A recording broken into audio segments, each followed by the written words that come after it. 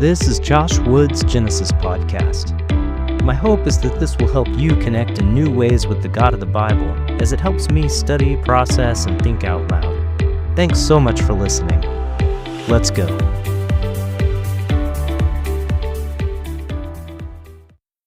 Genesis chapter 4, Cain and Abel. Genesis chapter 4 brings us the story of two offerings to God by two brothers. It appears that God liked one of the offerings, but not the other.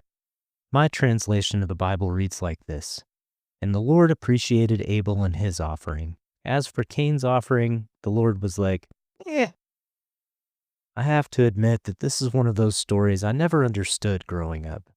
Both brothers made an offering. It's not like one made an offering and one didn't. Both did. And both were in line with their professions. Why was one better than the other? After reading it again, I think it may have to do with the timing. Verse 3 begins with, "In the course of time, Cain brought some of the fruits of the soil as an offering to the Lord." Genesis 4:3, ESV. That contrasts with the description of Abel's offering, which is described as firstborn. The picture that is painted is this: Cain, who worked the ground, wanted to see how the harvest turned out, used what he needed for himself, and then gave to God the leftovers. In contrast, Abel gave the best of the firstborn. He didn't wait to see how his herd would do or wait until the firstborn had kids of its own. He gave first and trusted God for future provision. Cain's way implies trust in himself, giving thanks to God as an afterthought. Abel's way implies trust in God's provision, giving thanks to God as a first thought. Immediately after this tale of dueling offerings, we see a timeless picture of human nature. Cain gets jealous and angry. God even tries to calm him down as he wrestles with his emotions. Sin is crouching at the door. Its desire is contrary to you, but you must rule over it, God says in Genesis 4:7, ESV. In other words, God says, I can see what you're wrestling with, Cain. I know you're mad. I know you think revenge will fix it. But that feeling you have, that feeling that revenge will fix everything and make you feel better, it's a lie. It won't fix things. It won't make you feel better. It will destroy you. Fight it. Fight that urge, Cain. Everyone knows what happens next. Rather than contemplating how he could change his own life, he decides it would be better to just destroy another life. Cain gives in to their urge. He kills Abel. Pureness of Eden sure did pivot quickly. I've heard it put this way: there were only 4 people on the planet and the murder rate was 25%. Yes, it was brutal, but I would argue that things haven't changed all that much in modern times. The acts of righteous people still make us irrationally angry. Wherever there stands someone trying to change the world for good, there always stands someone standing at the ready to crucify her or him. It's a reaction just like Cain's.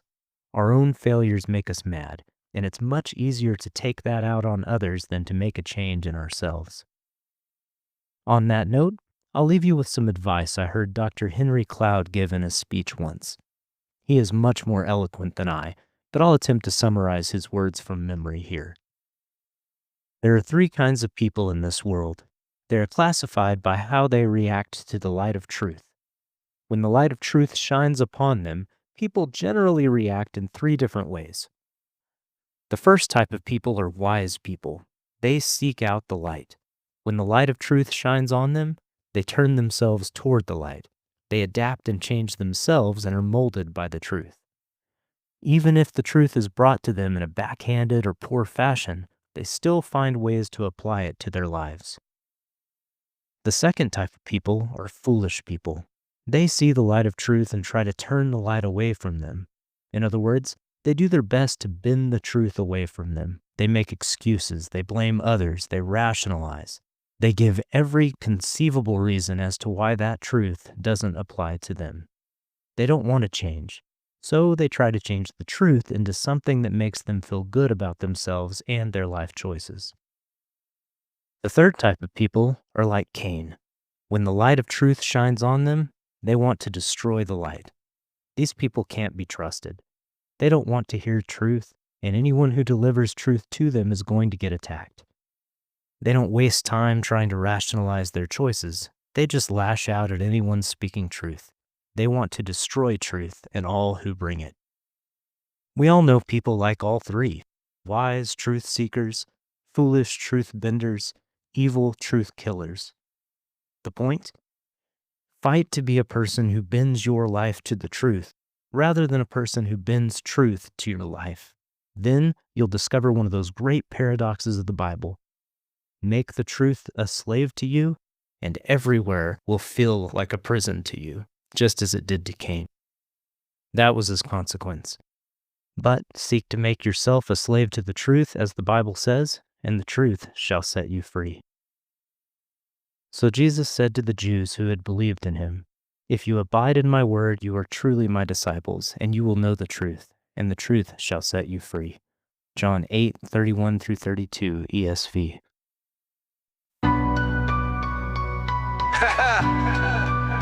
John 8, Jesus laid it bare. Yo, Genesis 4, let me break it down quick. 2 brothers, 2 offerings, but only one clicked. Abel brought the firstborn, the cream of the crop. Cain brought the leftovers, like God take the slop. Abel trusted provision, gave thanks off the rip. Cain held back, self-reliant, tight grip on his grip. God saw the heart, said, Abel, you shine. Cain got a meh, now he's losing his mind. It's trust in the maker or trust in your grind. One's a first thought, one's an afterthought kind. Sin's at the door, yo, it's lurking to strike. Cain couldn't fight it, took his bro's life. Why seek the truth? Fools bend the light. Evil wanna kill it, rage in the night.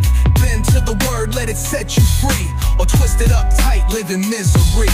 Cain's mad jealous, heart full of static. God stepped in like chill, don't get erratic. Sin's crouching low, don't let it take hold. Revenge ain't the fix, it'll rot your soul. But Cain didn't listen, let the anger ignite.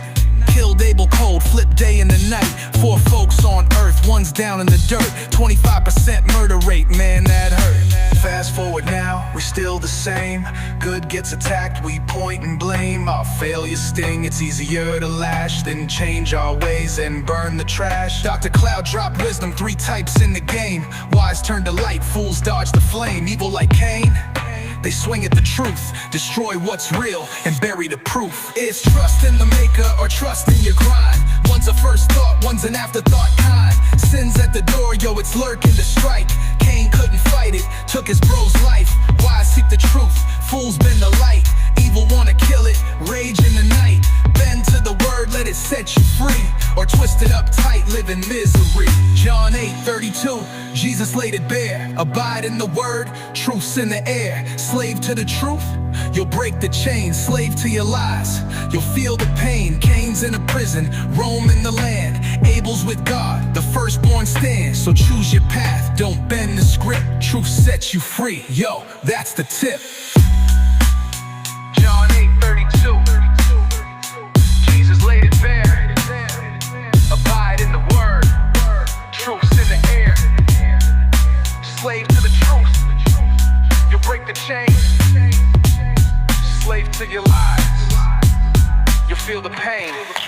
Cain's in a prison, Rome in the land. Abel's with God, the firstborn stands. So choose your path, don't bend the script. Truth sets you free, yo, that's the tip. John 8:32, Jesus laid it bare. Abide in the word, truth's in the air.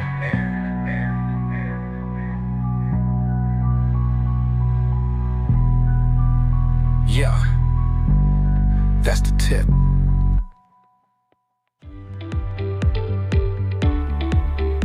You've been listening to Josh Wood's Genesis podcast. Feel free to connect with me on Substack, Instagram, Facebook, X, or Threads. My username is JoshWoodTX on all of the above. Thanks for listening. See you next time.